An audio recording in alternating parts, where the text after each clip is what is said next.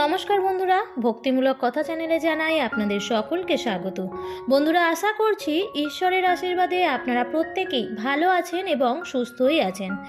বাঙালির 12 মাসে 13 পার্বণে সরস্বতী পুজোর গুরুত্বই কিন্তু আলাদা। হিন্দু ধর্ম ও বাঙালি প্রথা অনুযায়ী বিদ্যা এবং সঙ্গীতের দেবী সরস্বতীর আরাধনা করা হয় মাঘ মাসের শুক্লা পঞ্চমী তিথিতে। সামনেই আসতে চলেছে সরস্বতী পুজো। এই বছর অর্থাৎ 2025 সালে 1431 বঙ্গাব্দে সরস্বতী পুজো কবে পড়েছে, পঞ্জিকা অনুসারে তার পূর্ণাঙ্গ সময়সূচি এবং ঘরোয়াভাবে মা সরস্বতীর পুজো করবার জন্য কি কি উপকরণ সামগ্রীর প্রয়োজন, অর্থাৎ সরস্বতী পুজোর ফর্দমালা। এবং এরই পাশাপাশি আমরা জানব সরস্বতী দেবীর বাহন রাজহংস বা রাজহাঁস কেন। এই সমস্ত কিছুই জানবো আজকের এই ভিডিওতে।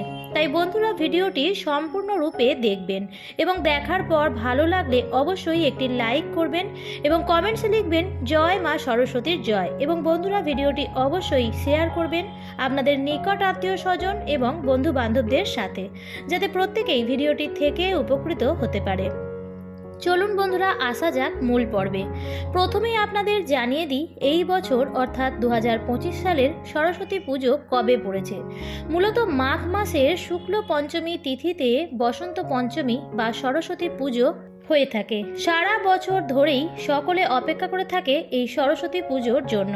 বিশেষত শিক্ষার্থীদের কাছে সরস্বতী পুজো একটি খুবই আনন্দের এবং উচ্ছ্বাসের উৎসব, যাতে তারা নিজের থেকেই এবং খুবই তৎপরতার সাথে অংশগ্রহণ করে থাকে। বিদ্যা, বুদ্ধি এবং জ্ঞানের প্রার্থনা করে তারা সরস্বতী মায়ের কাছে। এই বছর অর্থাৎ 2025 সালের সরস্বতী পুজো পড়েছে বাংলার 20 মাঘ 1431, ইংরেজির 3রা ফেব্রুয়ারি 2025 সোমবার দিন। সরস্বতী পুজোর বসন্ত পঞ্চমী তিথি শুরু হবে ইংরেজির 2রা ফেব্রুয়ারি 2025, বাংলার 19 মাঘ 1431 রবিবার দুপুর 12:14 পর থেকে, এবং বসন্ত পঞ্চমীর তিথি সমাপ্ত হবে 3রা ফেব্রুয়ারি 2025, বাংলার 20 মাঘ 1431 সোমবার সকাল 9:59। সরস্বতী পুজোর আয়োজন 2-3 দিন আগে থেকেই শুরু হয়ে যায়।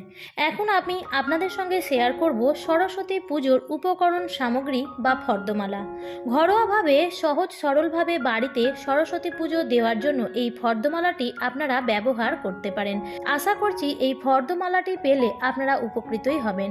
তবে কিছু কিছু বাড়ির কিছু বিশেষ নিয়ম থাকে, তাতে উপকরণ সামগ্রীর সামান্য অদল বদল হতে পারে। তবে আমি যে উপকরণ সামগ্রীর কথা বলে দিচ্ছি সেগুলি প্রায় প্রত্যেকের বাড়ির পুজোতেই লাগবে। প্রথমেই যেটি লাগবে সেটি হচ্ছে মা সরস্বতীর একটি বিগ্রহ বা আলেখ্য। সাধারণত পুজোর আগের দিন মায়ের একটি নতুন বিগ্রহ নিয়ে আসা হয় এবং সরস্বতী পুজোর দিন মাকে প্রতিষ্ঠা করা হয় এবং সারা বছর পূজা অর্চনা করা হয়ে থাকে। দ্বিতীয় হচ্ছে মাকে বসানোর জন্য একটি আসন। চেষ্টা করবেন মাকে যে আসনে বসাবেন সেই নতুন আসনটি যেন সাদা বা হলুদ রঙের হয়। মাকে অভিষেক করবার জন্য গঙ্গার জল, অগরু এবং পরিষ্কার জল।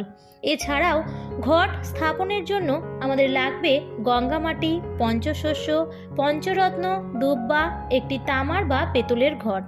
অনেকে মাটির ঘটেও ঘট স্থাপন করে থাকেন, কিন্তু এই জিনিসগুলি অবশ্যই লাগবে। আর ফুলের মধ্যে চেষ্টা করবেন সাদা এবং হলুদ রঙের ফুল আনার। এছাড়াও পলাশ ফুলও লাগবে।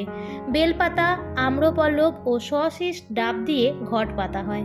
ঘটে মাঙ্গলিক চিহ্ন বানিয়ে দেওয়া হয়। তাছাড়াও লাগবে চাঁদমালা 2টি। একটি হচ্ছে মঙ্গল ঘটের চাঁদমালা, আরেকটি মা সরস্বতীর হাতে থাকবে। তাছাড়াও মা সরস্বতীর জন্য অনেকেই সেদিন নতুন ওড়না এবং নতুন শাড়ি নিবেদন করে থাকেন। এছাড়াও লাগবে অভ্র, আবির, আমের মুকুল, দোয়াত কলম, জবের শীষ, শ্বেত চন্দন এবং একটি ঘটাচ্ছাদন। কাঁচা হলুদ ও পান, সুপারি, সিঁদুর, অষ্টগন্ধা, আতপ চাল, নৈবেদ্য, ফল, মিষ্টি, দই। ফলের মধ্যে শাক, আলু এবং কুল দেওয়ার চেষ্টা অবশ্যই করবেন। এছাড়াও হলুদ রঙের ফল যেমন কলা, পেঁপে বা হলুদ রঙের মিষ্টি যেমন বেসনের লাড্ডু, বোঁদের লাড্ডু ইত্যাদি নিবেদন করার চেষ্টা করবেন। অনেকের বাড়িতেই আবার জোড়া সবজি দেওয়ার নিয়ম আছে, যেমন জোড়া শিম, জোড়া কড়াইশুঁটি, তাছাড়া 2 প্রকারের বাতাসাও লাগবে। এবার আমি বলে দিচ্ছি আরতির জন্য কী কী সামগ্রী অবশ্যই লাগবে। লাগবে একটি তেলের প্রদীপ, একটি ঘিয়ের প্রদীপ, পঞ্চপ্রদীপ, ধূপ, ধূনা ইত্যাদি। বন্ধুরা, আশা করছি বুঝতে পেরেছেন কি কি সামগ্রীর প্রয়োজন হয়। তবুও আমি ভিডিওর শেষে সমস্ত কিছু একেবারে ভালোভাবে লিখে দিয়েছি, যাতে আপনাদের পুজোর আয়োজন করতে সুবিধা হবে। এবার আপনাদের জানিয়ে দিচ্ছি যে সরস্বতী দেবীর বাহন রাজহংস কেন। দেবী সরস্বতী হলেন বিদ্যার প্রতীক। দেবীর মূর্তির সঙ্গে বা ছবিতে দেবীর সঙ্গে দেখা যায় রাজহাঁসকে। ফলে মা সরস্বতীর সাথে বাহনরূপী রাজহাঁসও পূজিত হয়ে থাকেন ভক্ত দলের কাছে। আসলে হাঁস এমন একটি প্রাণী যা জলে এবং স্থলে দু জায়গাতেই চলাচল করতে পারে, আবার উঠতেও সক্ষম হওয়ায় অন্তরিক্ষেও বিরাজমান। অর্থাৎ জ্ঞানের ভাণ্ডার যেমন ছড়িয়ে রয়েছে সর্বত্রই, ঠিক তেমনই রাজহংস সর্বত্র থাকতে সক্ষম। তাছাড়াও হাঁস কাদায় মিশে থাকার স্থান থেকেও তার খাদ্য খুঁজে নিতে সক্ষম হতে দেখা যায়। শুধু তাই নয়, প্রবাদ আছে যে হংস খুবই বুদ্ধিমান। জল ও দুধের পার্থক্য করতে সক্ষম এই প্রাণীটি। জল ও দুধ মিশিয়ে দিলেও হাঁস শুধু সারবস্তু দুধটুকুই গ্রহণ করে এবং বাকি জলটুকু পাত্রে পড়ে থাকে। জ্ঞান সাধনার ক্ষেত্রেও হংসের এই স্বভাব তাৎপর্য বহন করে। হাঁস অসারকে ফেলে শুধুমাত্র সারবস্তুকেই গ্রহণ করে। সংসারের নিত্য ও অনিত্য দুটি বস্তুই বিদ্যমান। বিবেক বিচার দ্বারা নিত্য বস্তুর বিদ্যমানতা স্বীকার করে তা গ্রহণ করাই শ্রেয়। অসার বা অনিত্য বস্তু সর্বত্রভাবেই পরিত্যাজ্য। হাঁস বেশিরভাগ সময়ই জলে বিচরণ করলেও দেখা যায় তার দেহে জল লাগে না। রাজহংসের বুদ্ধিমত্তা ও সার গ্রহণের ক্ষমতা সম্ভবত মন জয় করে নিয়েছিল দেবী সরস্বতীর, তাই রাজহংসকে তিনি বাহন হিসেবে গ্রহণ করেন। রাজহাঁসের থেকে শিক্ষার্থীরাও এই শিক্ষা পায় যে সমাজের ভালো ও মন্দ সব কিছুই থাকবে, তবে তার মধ্যে ভালোটুকুই বেছে নিতে হবে। সুশিক্ষা ঠিক সেটাই বিবেচনা করার ক্ষমতা দেয় যে কোনো মানুষকে। এরই সাথে সাথে আপনাদের আরও একটি বিষয় জানিয়ে দিই, আর সেটি হলো আমরা প্রায় প্রত্যেকেই বলি যে সরস্বতী পুজোর আগে কুল খাওয়া উচিত নয়। বিশেষ করে বিদ্যার্থীদের সরস্বতী পুজোর আগে কুল খাওয়ার বারণ থাকে, কিন্তু আমরা অনেকেই হয়তো এর সঠিক কারণ জানি না। শুধুমাত্র লোকমুখে শুনে আমরা এর নিয়ম পালন করি। পুরাণ অনুযায়ী সরস্বতী দেবীকে তুষ্ট করার জন্য মহামুনি ব্যাসদেব বদ্রিক আশ্রমে তপস্যা করেছিলেন। তপস্যা শুরুর আগে তার তপস্যা স্থলের কাছে একটি কুল বীজ রেখে দেবী একটি শর্ত দেন। এই কুল বীজ অঙ্কুরিত হয়ে চারা, এবং চারা থেকে বড় গাছ, এবং বড় গাছ থেকে ফুল, আর ফুল থেকে নতুন কুল হবে।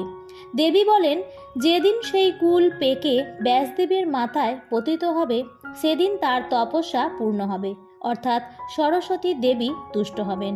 সেই শর্ত মেনে নিয়ে তপস্যা শুরু করলেন ব্যাসদেব, এবং ধীরে ধীরে বেশ কয়েক বছরে এই কুল বীজ অঙ্কুরিত হয়ে চারা থেকে বড় গাছ, বড় গাছে ফুল থেকে নতুন কুল হয়, এবং একদিন তা পেকে ব্যাসদেবের মাথায় পতিত হয়। বুঝতে পারেন যে সরস্বতী দেবী তার প্রতি সন্তুষ্ট হয়েছে এবং তার তপস্যাও পূর্ণ হয়। সেই দিনটি ছিল বসন্ত শুক্ল পঞ্চমী তিথি। সেদিন বেদমাতা সরস্বতীকে কুল নিবেদন করে পূজা অর্চনা করে তিনি ব্রহ্মসূত্র রচনা আরম্ভ করেন। শ্রী পঞ্চমীর দিন সরস্বতী দেবী তুষ্ট হয়েছিলেন, তাই সেই দিনের আগে আমরা কুল খাই না। সেই শ্রী পঞ্চমীর দিন সরস্বতী দেবীকে কুল নিবেদন করার পরেই কুল খাওয়া হয়। বন্ধুরা, এই ছিল আজকের বিষয়। এখন আমি আপনাদের সরস্বতী পুজোর উপকরণ সামগ্রী পরপর ভালোভাবে লিখে দিয়েছি, আপনারা চাইলে এর স্ক্রিনশট নিয়ে নিতে পারেন। আমার আজকের ভিডিওটি এই পর্যন্তই। ভিডিওটি দেখে যদি ভালো লাগে তাহলে অবশ্যই লাইক, কমেন্ট এবং শেয়ার করতে ভুলবেন না। এই ধরনের আরও নিত্য নতুন ভিডিও পাওয়ার জন্য চ্যানেলটিকে সাবস্ক্রাইব করে পাশে থাকা বেল আইকনটির অল লেখাটিতে ক্লিক করে দেবেন। আবার দেখা হবে পরবর্তী নতুন কোনো ভিডিওতে। ভালো থাকবেন, সুস্থ থাকবেন। ধন্যবাদ।